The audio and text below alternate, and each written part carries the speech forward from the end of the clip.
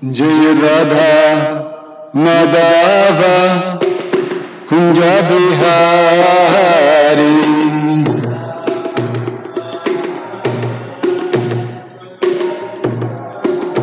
Jaya Radha Madhava Kunja Bihari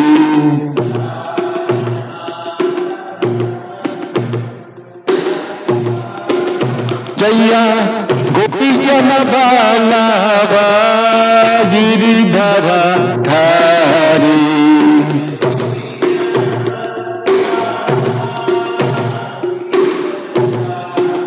Jaya Gopijana Balava Giridhara Dhari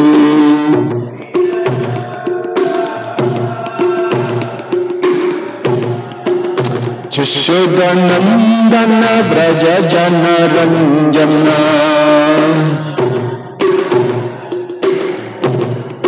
Jashodanandana Braja Jana Ranjana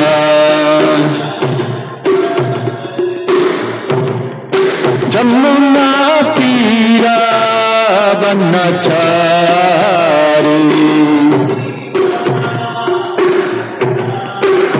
Jamuna Tira Vanachari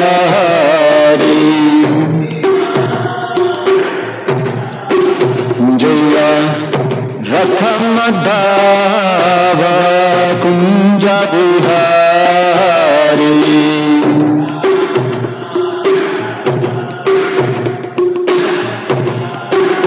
Jaya Radha Madhava Kunja Bihari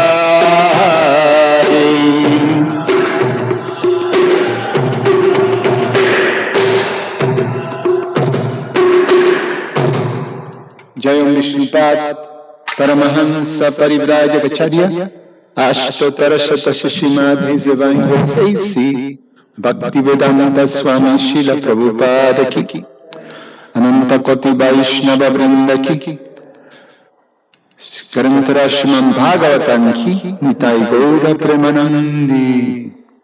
Oh, glory to the assembled devotees. Oh, glory to the assembled devotees. Oh, glory to the assembled devotees. Oh, glory to Shishi Guru and Shiguranga. Om Namo Bhagavate Vasudevaya. Om Namo Bhagavate Vasudevaya. Om Namo Bhagavate Vasudevaya. Reading from Srimad Bhagavatam, Canto 10, the Summon Bonum, Chapter 54, Krishna Marriage Rukmini, Text 23 and 24. Text 23. Vikathamana kurmatir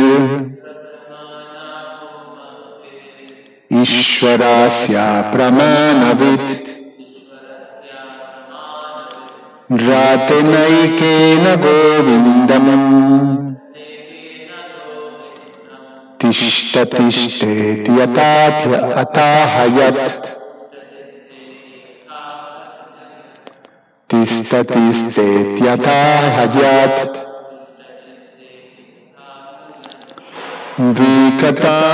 Vikatamana kumatir Ishwarasya pramanavit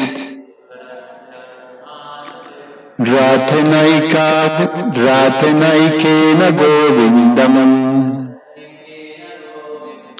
Tishtatishtet yatavyajat Vikatamana kumatir Ishwarasya pramanavit Ratenaikena govindam Tishtatishtet Tistatiste Tyata Vayat. Please chant. Bhikata Manakumatir Ishwarasya Pramanavit Ratenaikena Govindam Tishtatiste Tyatah Vayat. Bhikata Manakumatir Ishwarasya Pramanavit Ratenaikena Govindam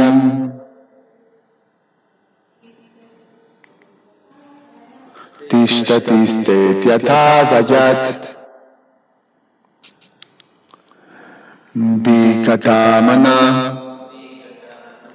boasting, kumati, foolish, Ishwarasya, of the Supreme Lord, apramanavit, not knowing the dimension, ratena ekena, with a single chariot, Govindam, to Lord Krishna, Tishta Tishta, stand and fight, iti, so saying, atha, then, avayat, he called, translation and purport by the disciples of His Divine Grace A.C. Bhaktivedanta Swami Srila Prabhupada Ki Jai. Boasting thus, foolish Rukmi, ignorant of the true extent of the Supreme Lord's power, approached Lord Govinda in his lone chariot and challenged him, quote, just stand and fight, end of quote. Purport. He appeared from these verses and Rukmi set out with an entire military division. He personally rushed up to Lord Krishna to fight with him.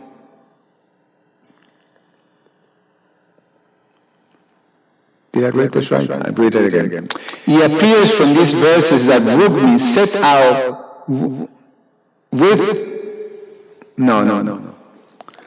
He appears from these verses that though Rukmi set out with an entire military division, he personally rushed up to Lord Krishna to fight with him. Text number 24.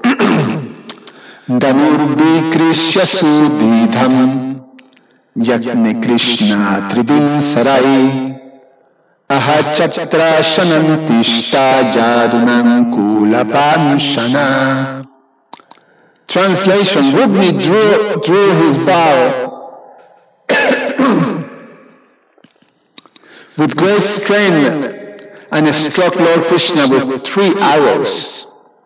Then he said, quote, stand here for a moment, O defiler of the Janu dynasty. Purport.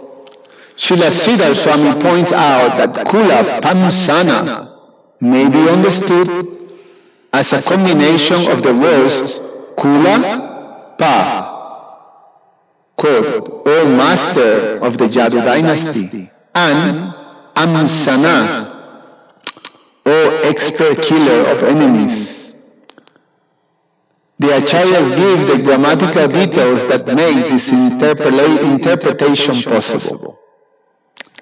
Om Jnana Timirandasya Jnananjana Shalakaya Chakshur Ummilitam Yena Tasmai Sri Guruve Namaha. Namo Vishnupadaya Krishna Prastaya Bhutale Srimate Ramapada Swami Iti Namine. Namo Vishnupadaya Krishna Prastaya Bhutale Srimate Bhaktivedanta Swami Iti Namine. Namaste Saraswate Deve Gauravani Pracharine Nirveshesha Shunyavadi Pashatya Deshatarine Vanchakalpa Tarubhyascha Kripa Sindhubhya Evacha Patitanam Pavanebhyo Vaishnavebhyo Namo Namaha.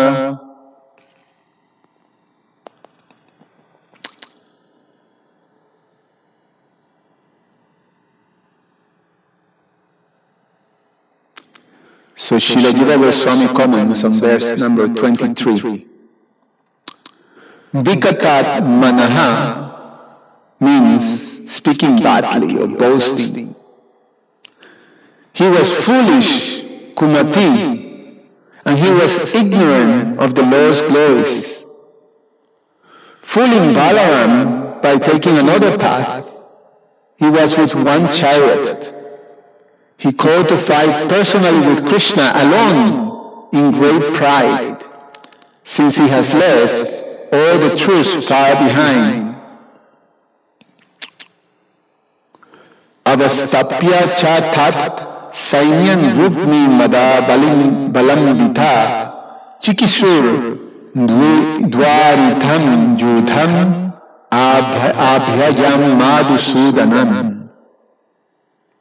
Quote, with great pride Rudmi, in the midst of this army, called to Krishna, designed to combat between the two chariots. This is from the Harivansa. Govinda means Bhagavan, who has directly appeared on earth. The word Krishna, which appears later in the text, will have similar meanings. He is repeating, stop, stop, indicates his foolishness. So,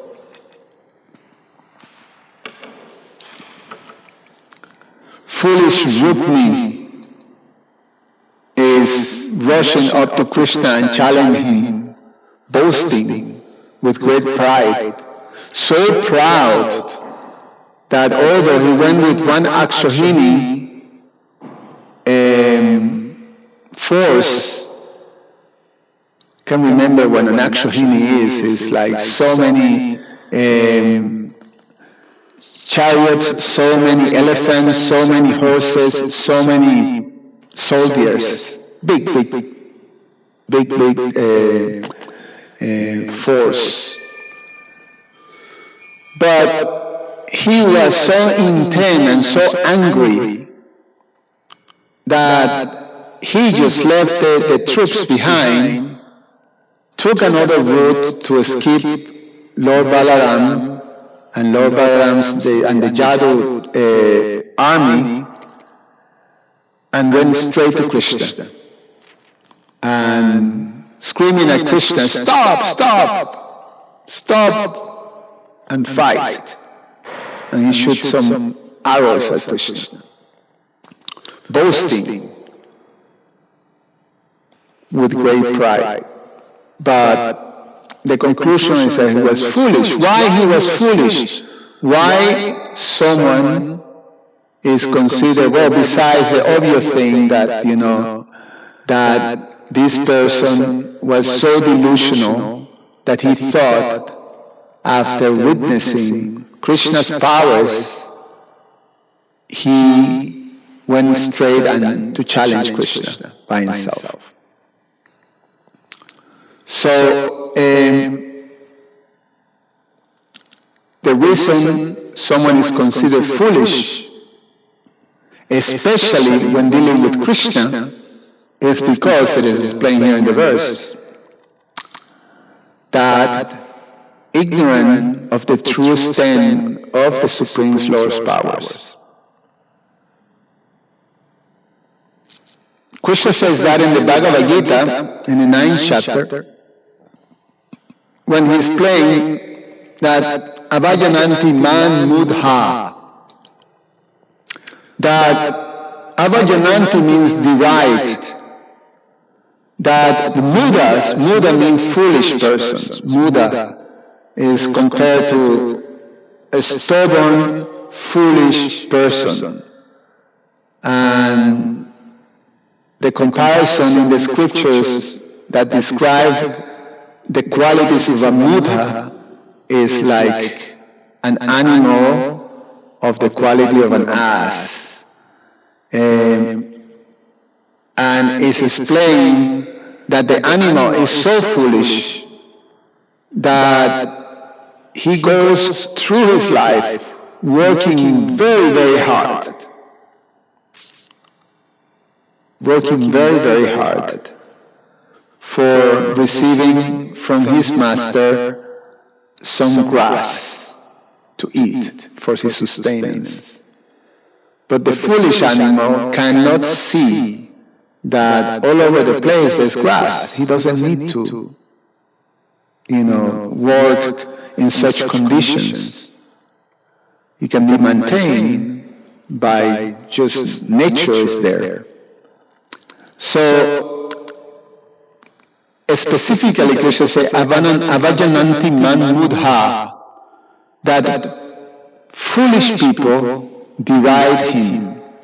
Manushin tanun ashritam, that Manusing is in human form. So when Krishna appears in his human form, foolish men deride him. Because they see, it's another person. He's very accomplished, Krishna, but I'm also very accomplished. So, we can be equals. And so you deride Krishna because you see him in his human form. Parambhava ajanato. So, but the problem is that they don't understand. They don't understand the transcendental nature. They don't know this parambhava. Parambhava means supreme transcendental nature of Krishna. They don't understand Mama Bhuta Maheshwaram, that he is the supreme and everything belongs to him. So, to be a foolish, ignorant person is to not have that understanding. To not being able to comprehend the supremacy of the personality of Godhead. And there's one thing that Srila Jiva Goswami explains, that in order to understand the personality of Godhead, one has to accept that he has inconceivable potencies.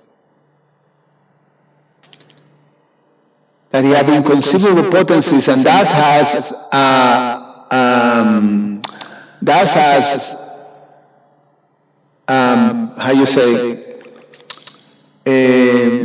you can conclude from that he is actually able to do whatever he wants. Krishna is capable of doing anything he wants and he desires with his inconceivable potencies.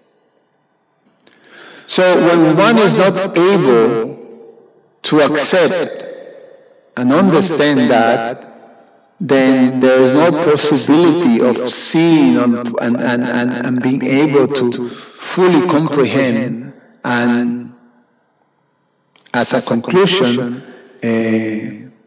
surrender to Krishna and connect with Krishna. So it's important to understand Krishna's supreme, inconceivable position. There's so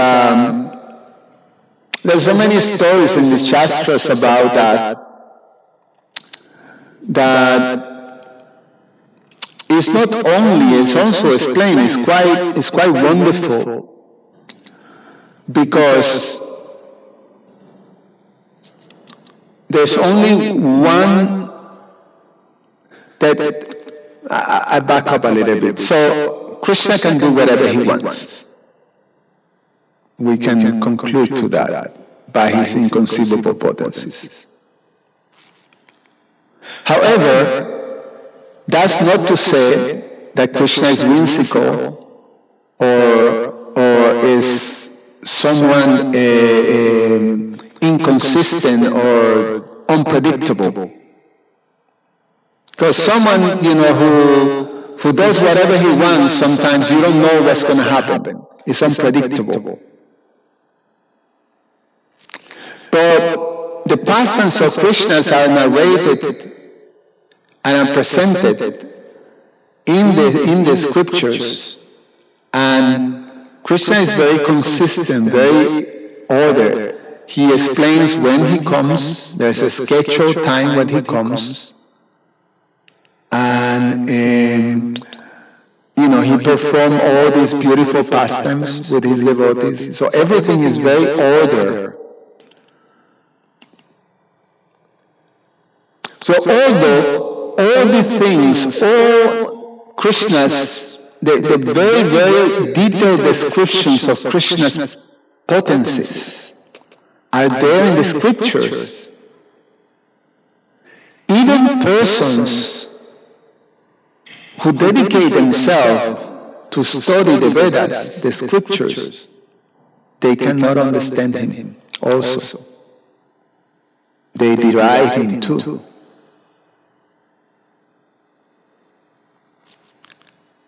Vedeso durlava adurlava atma bhakto.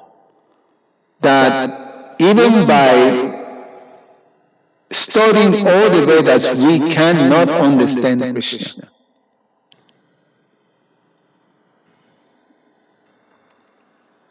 So,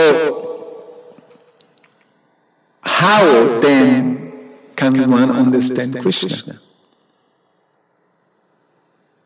That even if you come to learn all the pastimes of Krishna, you won't still be able to understand him because he is unlimited and inconceivable.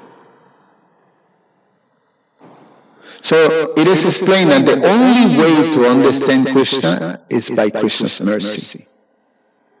Is when he chooses to reveal himself to you. And how he does that? Well, he explains that is by the performance of devotional service. By bhakti, bhaktyaman abhijanati. Only by bhakti he can be understood.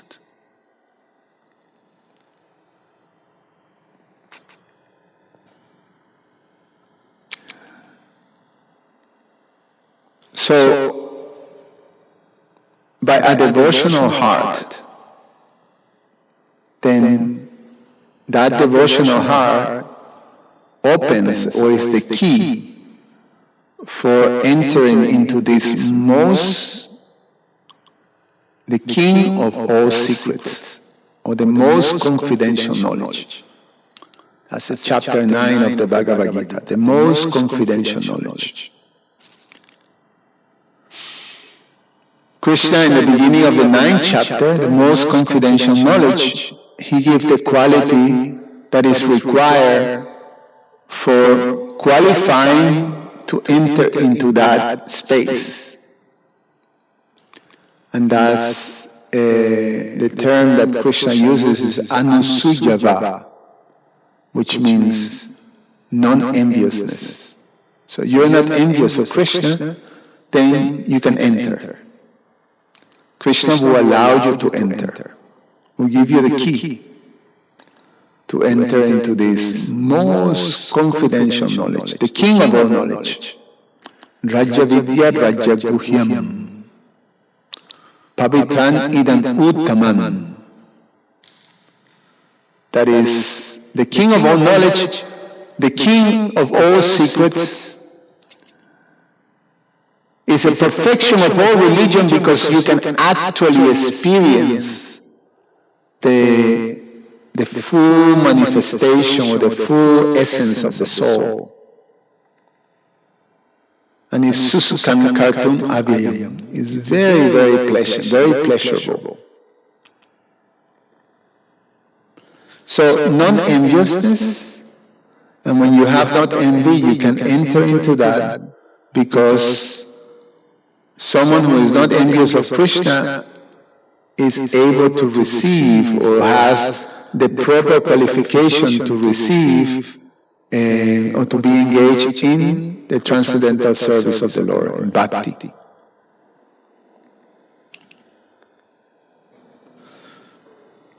When you're not envious, you're able to develop faith.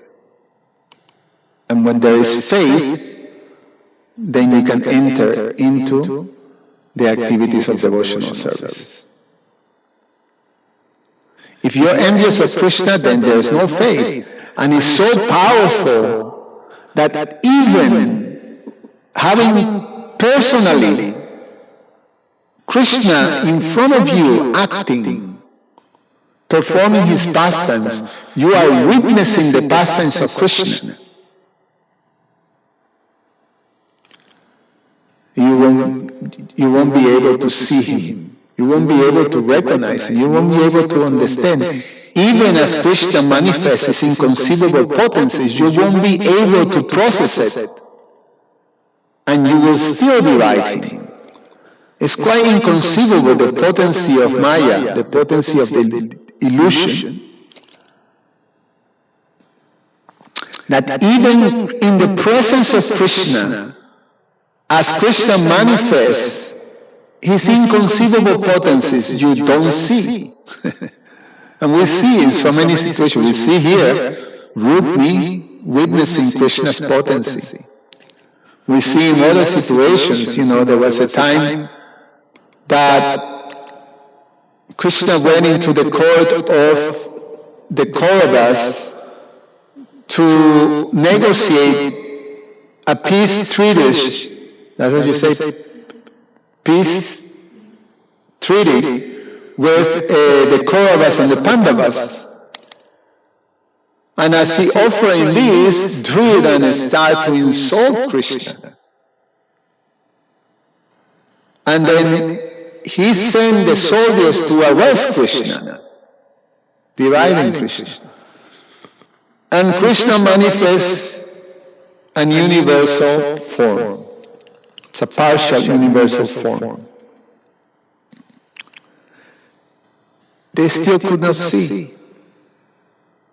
They were blinded by some powerful manifestation of energy, but they were not able to see.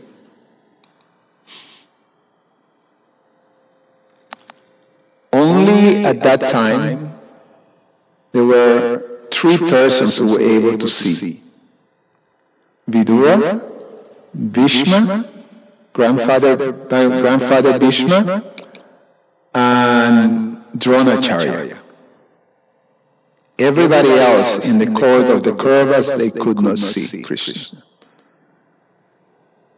But these 3 devotees, they were able to see Krishna's manifest in this universal form because of their devotional heart.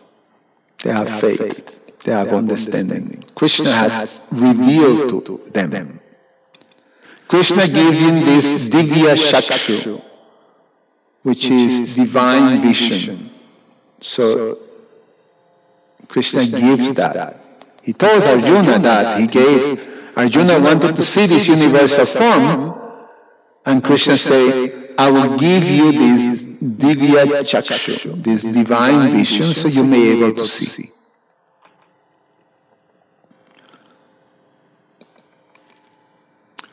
So this faith allows to enter.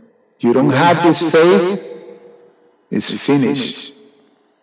I think on Wednesday, Krishna Archana quoted the verse that all the different attempts that you have no faith, whatever you do to progress and to do whatever attempts you do in this material world are doomed to failure. They will fail because that's what the unfaithful will have to face. Ultimate defeat. It's a very hard thing, but it's what Krishna said. Prabhupada often says, see, I don't say. Krishna says. But it makes sense because the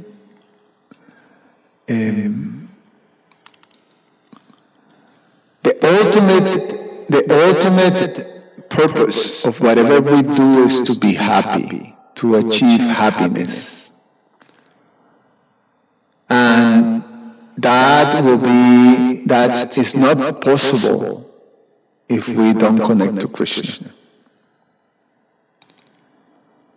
The happiness of this material world is called flickering happiness. So in reality, it's not happiness. It's not happiness. It's almost like you set up for greater suffering. It's just a setup. It's almost like, a bait. And then you get caught in much more suffering like that. It's what it is. It's a reality of this world. It's how this world has been designed. Dukkalayan ashashvatam. There's no possible being happy in this world for us, living entities of eternal nature, trying to function in an incompatible space. The world is temporary and therefore is incompatible to our eternal nature. We can relate to temporary things. You can be satisfied with temporary things because it's not part of your nature. So we want happiness that doesn't change, happiness that is sustainable. We want a life that doesn't change, but is sustainable. We can relate to death, we can relate to old age, we can relate to disease, any of this stuff, because it's not part of our essence, it's not nature, it's not natural. This is not compatible to us. So we're doomed. In this materialistic sort of conscious of life, we're doomed. It's a struggle for existence, and it's doomed. So, Krishna conscious is the way of real happiness, is the way of success, is the way of elevation, is the way of eternal life. And that requires faith, and that faith is all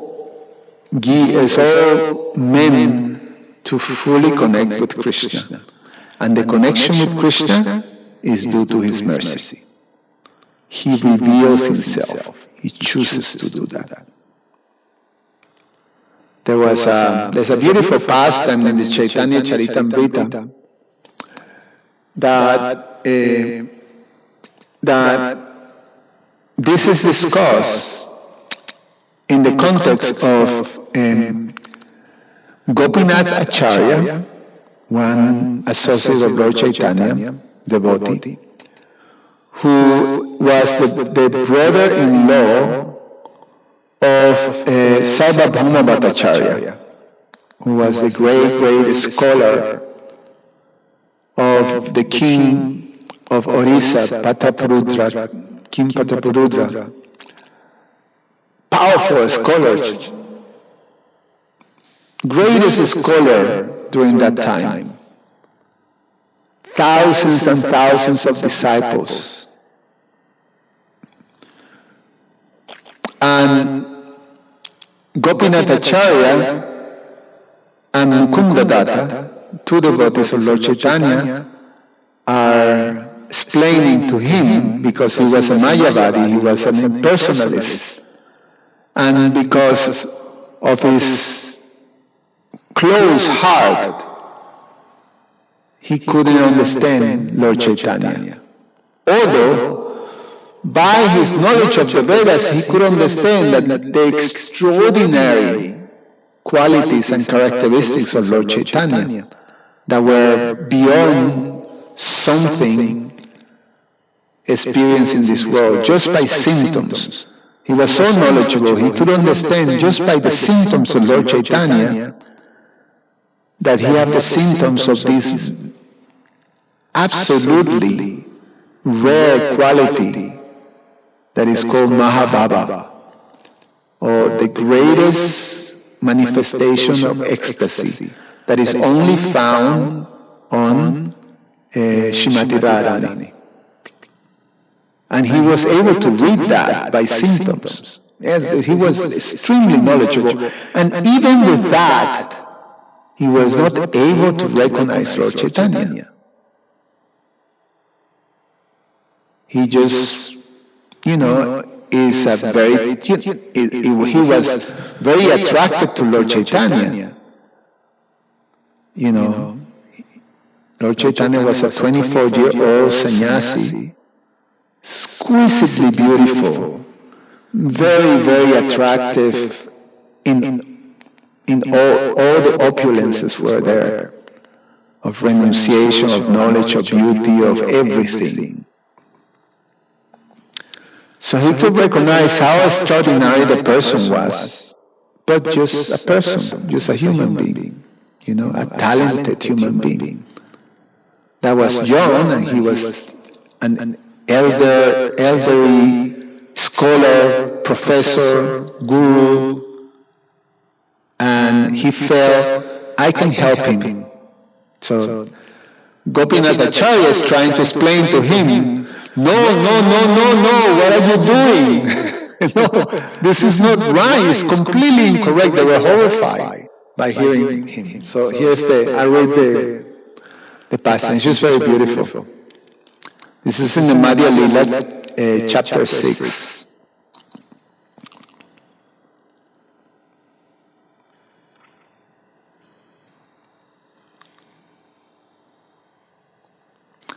So, a little context. Lord Chaitanya comes to Jagannath Puri for the first time, and when he first took darshan of Lord Jagannath, he entered into this ecstasy, ecstatic mood, and he lost consciousness. Sarvabhauma Bhattacharya comes. Just by the symptoms he can read, this is very extraordinary. This person is exhibiting some symptoms of ecstasy that, you don't see. So please bring it to my home. So he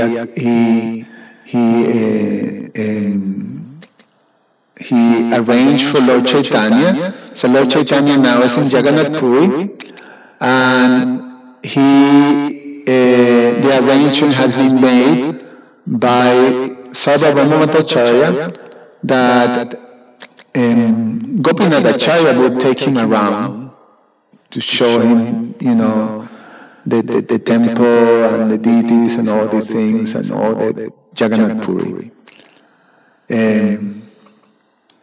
So,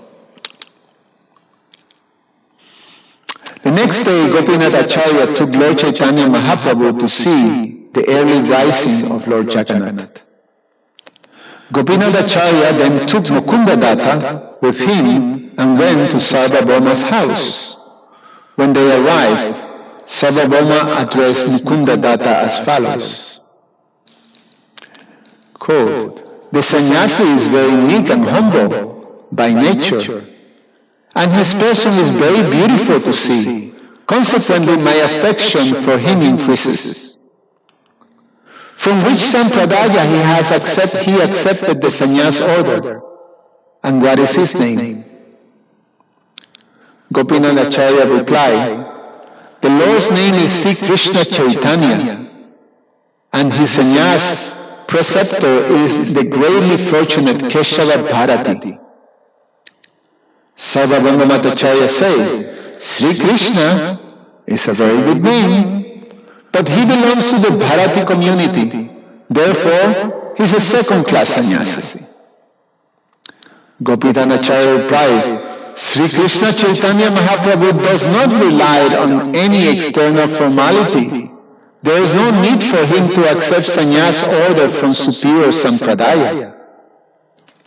Bhattacharya inquired, Sri Chaitanya Mahaprabhu is in his full-fledged youthful life. How can he keep the principles of sannyas? I shall continually recite Vedanta philosophy before Chaitanya Mahaprabhu, so that he may remain fixed in his renunciation and thus enter upon the path of monism. Sarvabhauma Bhattacharya then suggested, if Sri Chaitanya Mahaprabhu would like, I could bring him into the first-class sampradaya by offering saffron cloth and performing the reformatory process again. Gopinath Acharya and Mukunda Datta became very unhappy when they heard this. Gopinath Acharya therefore addressed Sarvabhauma Bhattacharya as follows. My dear Bhattacharya, you do not know the greatness of Lord Chaitanya Mahaprabhu. All the symptoms of the Supreme Personality of Godhead are found in Him to the highest degree. Gopinath Acharya continued, Lord Chaitanya Mahaprabhu is celebrated as the Supreme Personality of Godhead. Those who are ignorant of this connection, those who are ignorant in this connection find the conclusion of knowledgeable men very difficult to understand. The disciples of Sarvabhauma Bhattacharya retaliated. By what evidence do you conclude that Sri Chaitanya Mahaprabhu is the Supreme Lord? The disciples of Bhattacharya said, we derive knowledge of the absolute truth by logical hypothesis. Gopinath Acharya continued, one can understand the Supreme Personality of Godhead only by His mercy, not by guesswork or hypothesis. The Acharya continued, if one receives but a tiny bit of the Lord's favor by dint of devotional service, he can understand the nature of the Supreme Personality of Godhead. And then he quoted this verse from Lord Brahma, the prayers of Lord Brahma in the 10th canto, chapter 14. One of the prayers, so he quotes one of the verses of that thing, verse number 29. So chapter 14, 29. Quote, my Lord, if one is favored even by a slight trace of the mercy of your lotus feet, he can understand the greatness of your personality. But those who speculate in order to understand the Supreme Personality of Godhead are unable to know you, even though they continue to study the Vedas for many years. End of quote. Gopinath Acharya then addressed Sarvabhauma Bhattacharya. You are a great scholar and a teacher of many disciples. Indeed, there is no other scholar like you on earth. Nonetheless, because you are bereft of even a pinch of the Lord's mercy, you cannot understand Him, even though He is present in your home. It is not your fault. It is the verdict. It is the verdict. It is the verdict of the Scriptures. You cannot understand the Supreme Personality of Godhead simply by scholarship. Sarvabhauma Bhattacharya replied, my dear Gopinath Acharya, please speak with great care. What is the proof that you have received the mercy of the Lord? Good question. Gopinath Acharya continued, you have seen the symptoms of the Supreme Personality of Godhead in the body of Sri Chaitanya Mahaprabhu during his absorption in an ecstatic mood. No, I'm sorry, I miss a verse, okay. Here's the question again. My dear Gopinath Acharya, please speak with great care. What is the proof that you have received the mercy of the Lord? Gopinath Acharya replied, knowledge of the summum bonum, the absolute truth, is evidence of the mercy of the Supreme Lord. Gopinath Acharya continued, you have seen the symptoms of the Supreme Personality of Godhead in the body of Sri Chaitanya Mahaprabhu during his absorption in an ecstatic mood. Despite directly perceiving the symptoms of the Supreme Lord in the body of Sri Chaitanya Mahaprabhu, you cannot understand Him. This is commonly called illusion. So, basically he's saying, you haven't received the mercy, because if you receive the mercy, you understand the summum bonum. of the absolute truth. But here is the absolute truth right in front of you. You have seen the symptoms of that, and you still are not able to recognize it. So that is called illusion. So that's Maya. A person influenced by the external energy is called Bahirmukha Jnana, a mundane person. Because despite his perception, he cannot understand the real substance. Hearing Gopinath Acharya say this, Sarvabhauma Bhattacharya smiled and began to speak as follows. The Bhattacharya says, "We're just having a discussion among friends and considering the points described in the scriptures. Do not become angry. I'm simply speaking on the strength of the Shastras. Please don't take offense." Sri Chaitanya Mahaprabhu is certainly a great uncommon devotee, but we cannot accept him as the incarnation of Lord Vishnu because, according to Shastra, there is no incarnation in the age of Kali. Another name for Lord Vishnu is Triyuga, because there is no incarnation of Lord Vishnu in Kali Yuga. Indeed, this is the verdict of the revealed scriptures. Upon hearing this, Gopinath Acharya became very unhappy. He said to the Bhattacharya, "You consider yourself the knower of all Vedic scriptures. Srimad Bhagavatam and the Mahabharata are the two most important Vedic scriptures, but you have paid no attention to their statements. In Srimad Bhagavatam and the Mahabharata, it is stated that the Lord appears directly, but you say that in this age there is no manifestation or incarnation of Lord Vishnu. Quote, in this age of Kali there is no Lila avatar of the Supreme Personality of Godhead. Therefore, he is known as Triyuga. That is one of his holy names. This is quoted from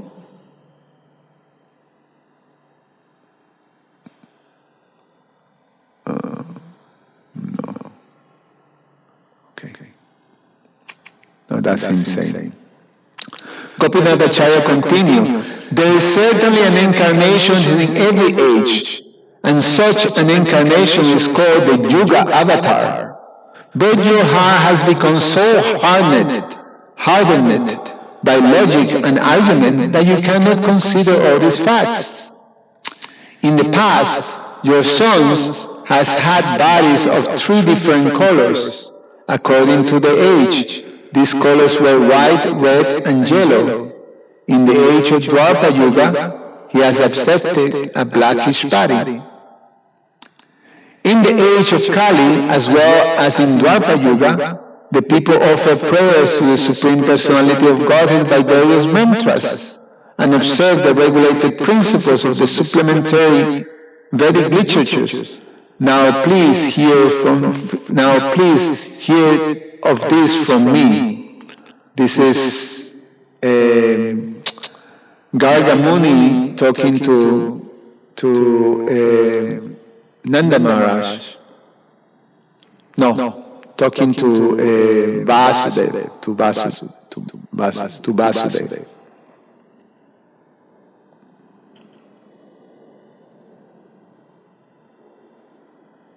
No, I'm sorry, I'm confused.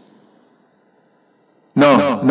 This is from Karabhaja Muni, one of the Navayogendras, talking to one king, I think King Nimi. Can't remember. But it's in the 11th canto. I'm sorry. Not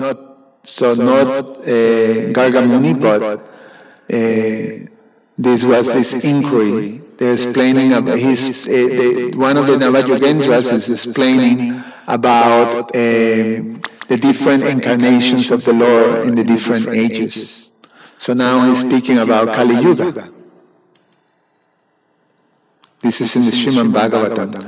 And Gopinath Acharya is telling Sarvabhauma, you know the Vedas, but here is the Srimad Bhagavatam and Mahabharata clearly explains about these things. So, in the 11th canto, famous verse, in this age of Kali, those who are intelligent perform the congregational chanting of the Hare Krishna Mahamantra, worshipping the Supreme Personality of Godhead, who appears in this age always describing the glories of Krishna. That incarnation is yellowish in hue and is always associated with his plenary expansion, such as Sri Nityananda Prabhu, and his personal expansions, such as Gadadhar, as well as his devotees and associates, such as Swarup Damodar. This is a famous verse, Krishna Varnan Tushar Krishnam. Is 11:5:32. Famous verse. The Lord in the incarnation as Gaurasundar has golden complexion. This is from the Mahabharata. Now he's quoting the Mahabharata verse, also very famous. The Lord has a golden complexion. Indeed, his entire body, which is very nicely constituted, is like molten gold. Sandalwood pearl is smeared all over his body. He will take the fourth order of a spiritual life, sannyas, and he will be very much self-control. He will distinguish from Mayavadi sannyasis in that he will be fixed in devotional service and will spread the Sankirtan movement. So that was pretty clear.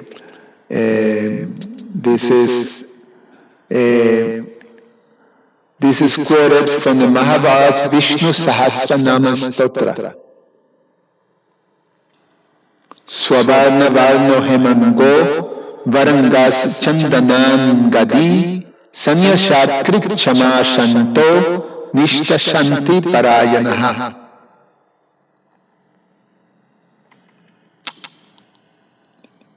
Gopinath Acharya then said, there is no need to quote so much evidence from the Shastra, for you are a very dry speculator. There is no need to sow seeds in barren land.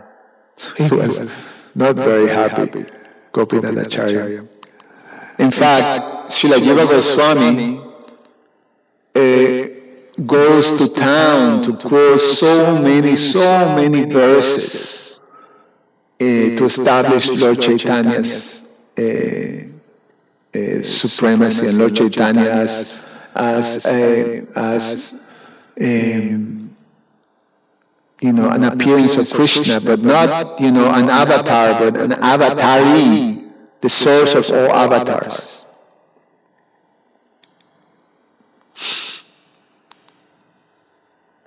When the Lord will be pleased with you, you will also understand these conclusions that will quote from the Shastras.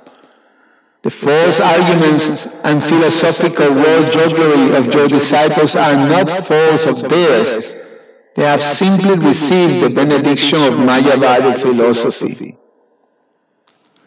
I offer my respectful obeisances on the Supreme Personality of Godhead, who is full of unlimited qualities and whose different potencies bring about agreement and disagreement between disputants.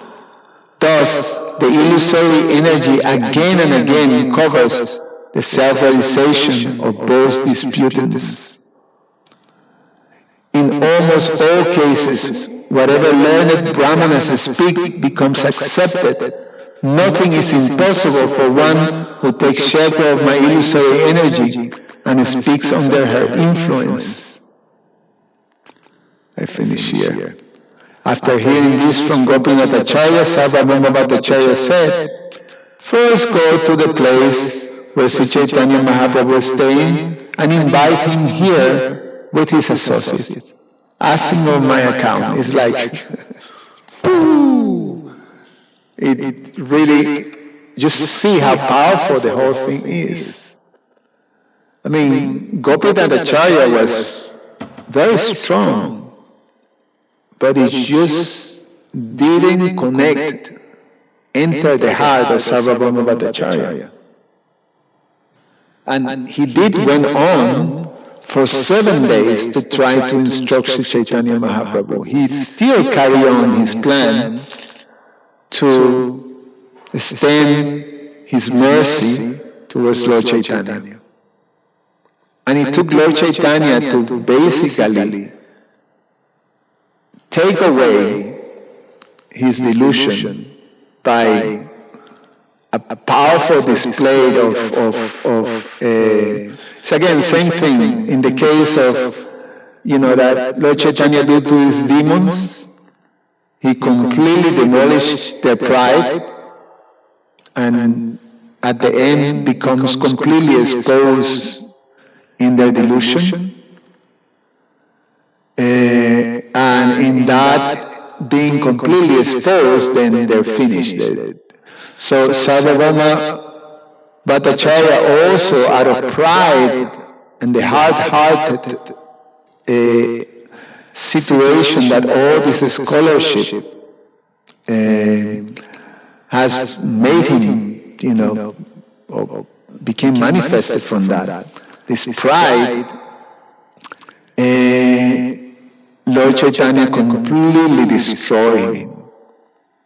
After 7 days, he just go on and went into, dismantle the whole thing. And Sarvabhauma Bhattacharya was completely mesmerized. He was exposed. And then it became revealed to him. He was able to understand that it's impossible. I mean, the only way this is possible to happen, that someone manifests that capacity to completely demolish all his conclusions, is that he is a personality of Godhead. Then Lord Chaitanya revealed himself. Then Lord Chaitanya showed him his manifestation. I think he showed him this Sadbhuja form. He manifested himself as Lord Krishna, as Lord Ram, and as Lord Chaitanya in one form. So Sarvabhauma Bhattacharya became, then one of the most powerful devotees of Lord Chaitanya. He was converted. So the Lord revealed himself. So that is more or less, I'm going to stop here. But the foolishness, back to our, theme at the pastime that we're reading, this foolishness of deriding Krishna, not being able to understand his inconceivable potencies, all the witnessing, all the seeing, everything is there and you're still not able to understand. What to speak of, us, common people, that are very far from witnessing Krishna in person or seeing any of the things. And in one sense, sort of dismissing, especially, sometimes when we come and see the deities, people dismissing as dolls or dismissing as some low-level type of worship, not very intelligent. How can that be God? People have this type of things. Oh, it's impossible. Why? So, like sometimes I remember, this was an argument that I think His Holiness Tamal Krishna Maharaj gave, that explaining the deities in this exchange with a priest,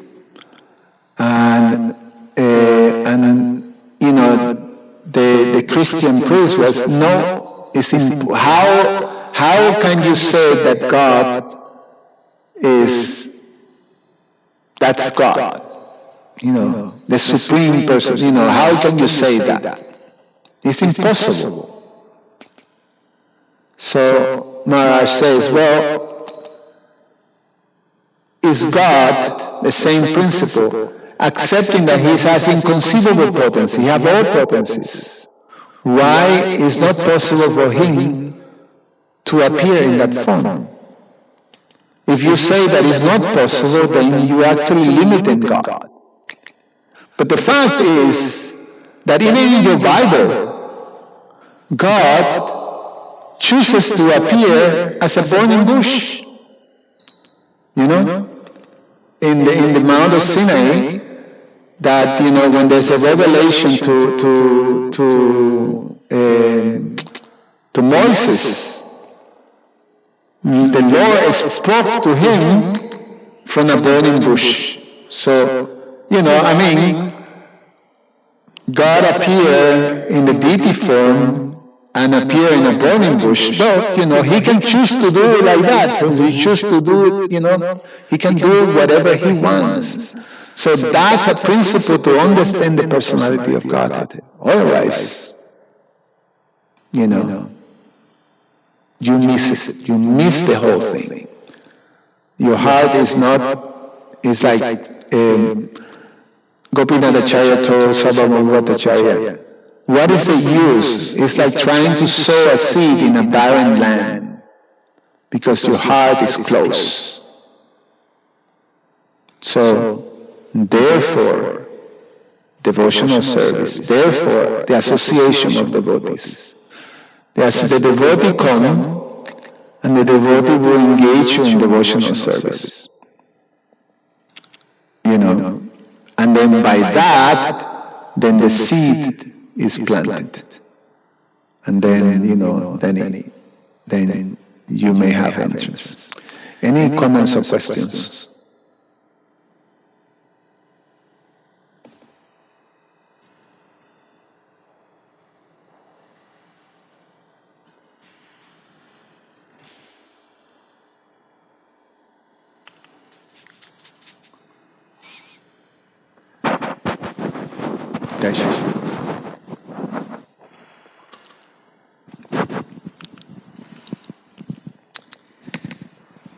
You were speaking on how we only can see Krishna through his mercy, and that mercy comes from devotional service.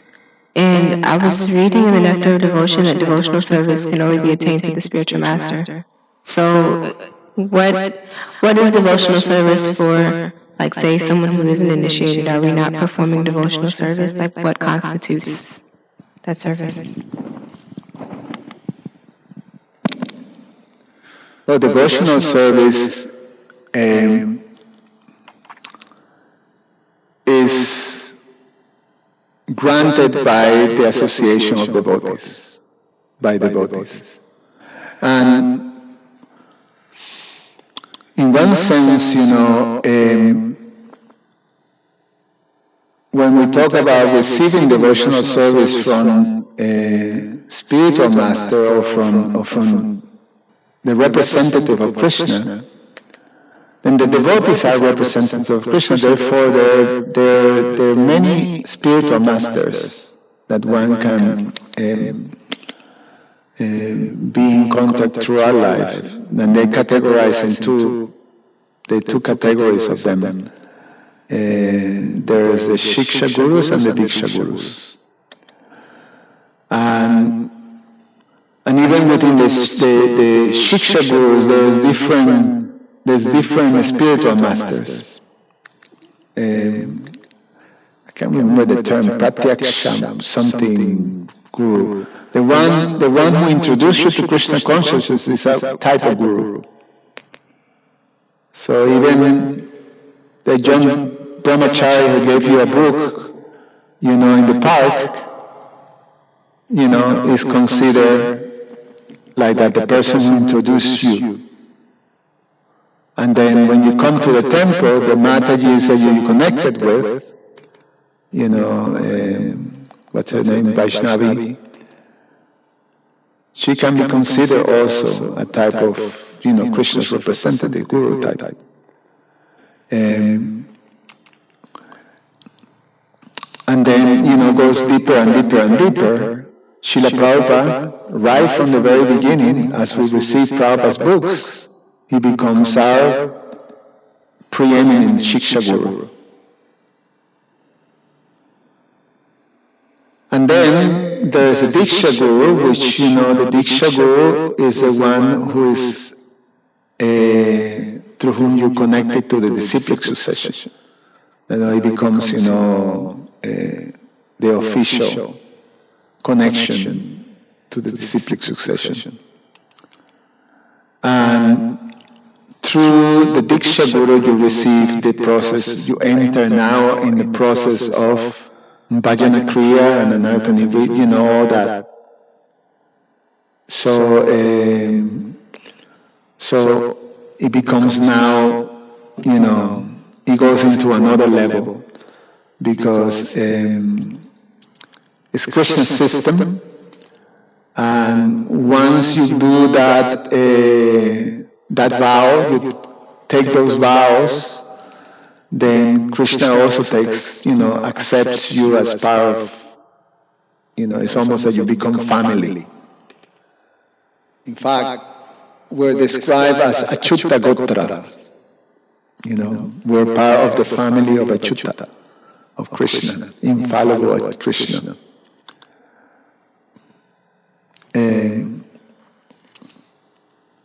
When you go to India and someone asks you, they usually ask, what is your Gotra? Or Gotra is, what is your lineage? And obviously, we Western people who have no lineage. But our lineage is Achyuta Gotra, because we have connected to Krishna in that way officially. So yes,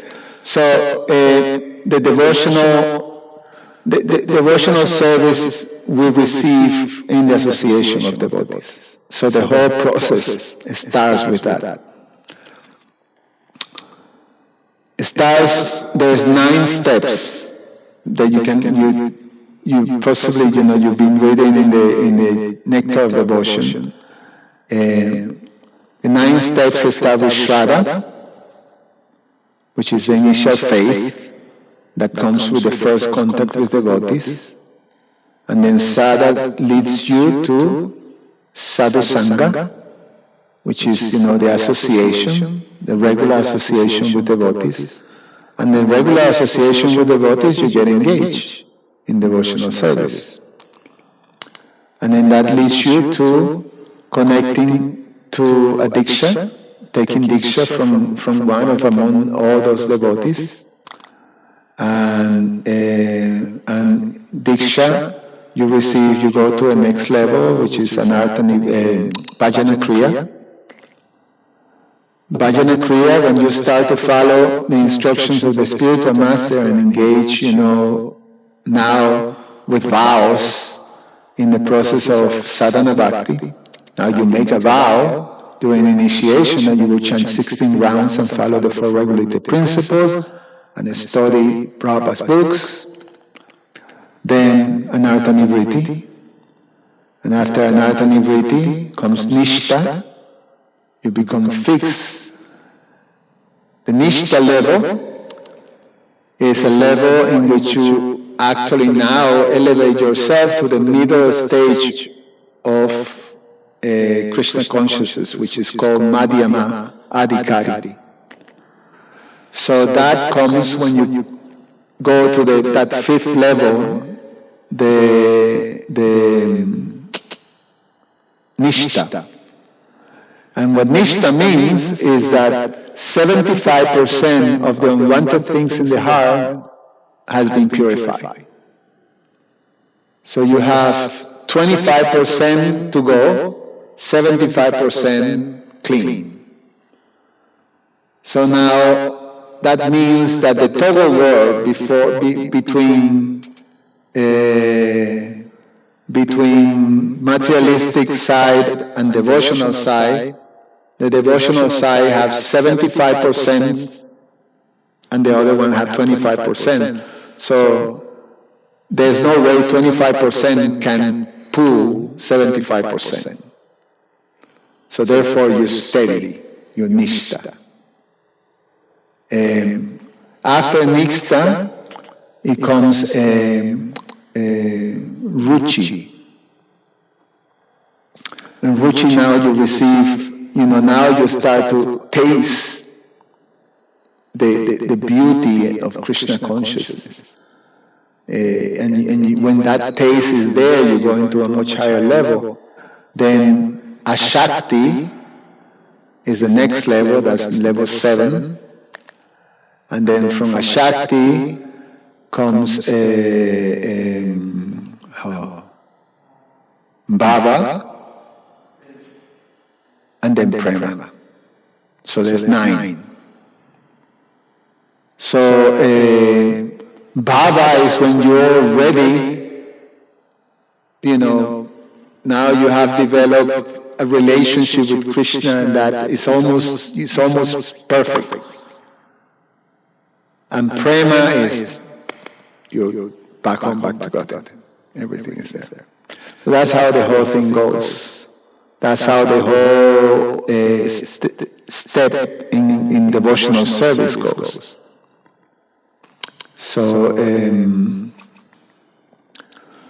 you receive it from the very beginning with that very first contact, and that start to, grow. It's like, the seed is on that very contact, and from that seed, then, the little creeper start to grow and grow and grow and grow until it's fully flourished. So it's from the beginning to the end. Is there. It's just a development of faith. Bhakti. Is that okay? Anything else? Anybody else have one? I have one more question. Okay. Sure, ask the question, then Krishna. You can ask the other question. My last question was just, how does Krishna deal with the demons within Kali Yuga? Because I know he descends in... We know that process of how he deals with them, but when he's not on this earth, then what's... Say that again. How does Krishna deal with the demons, in Kali Yuga? How he deals with demons in Kali Yuga? He kills the demoniac mentality. He, just like he doesn't kill the demons, he doesn't come to chop the arms and the legs and the heads of demons. But he does the demoniac mentality. The greatest example of that is Jagaya Madai, the pastime Jagaya Madai, which you have heard. He didn't kill them; he just purified them. And similar with us, just by the chanting of the holy names, and you see how many people change ourselves. How tremendous type of changes in our propensities. Some of the things that we may have done, we're not necessarily very proud. But, now Krishna was able to purify those things. Purify it. Now, there are demons that are,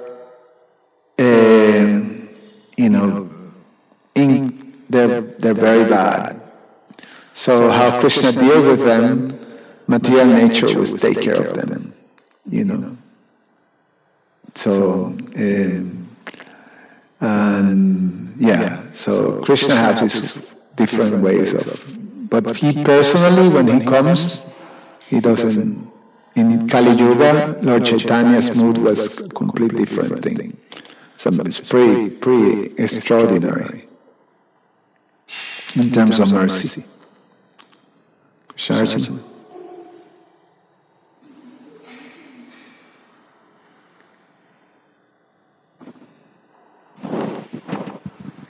I was just wondering, Swami Bhagavatam,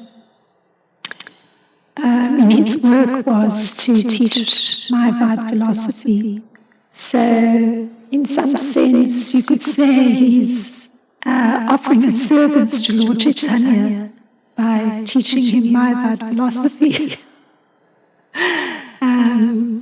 In the case of Rukmi, so you could say Kshatriya and going to fight is a completely different thing, because he is not adhering to the formalities of battle. I mean, he's even like left his troops in the dust. So it's in a way, even performing his duty correctly. So in some sense it seems it's more likely that Sarvabhauma Bhattacharya would get that merciful insight into who the personality is that he's dealing with. I'm just thinking.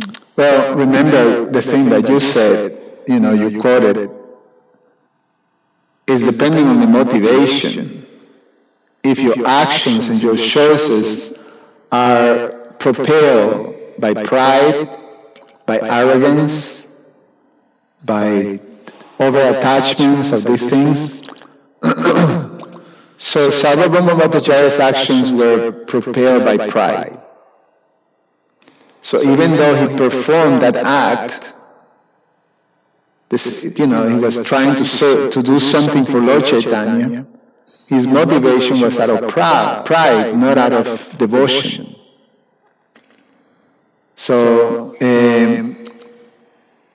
he didn't recognize, and in fact, it was breaking protocol.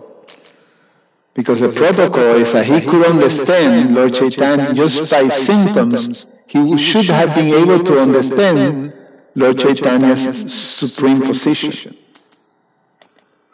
That's what Gopinath Acharya is saying. You actually saw the symptoms of the Supreme Personality of Godhead, and you can still not recognize Him. You can accept it.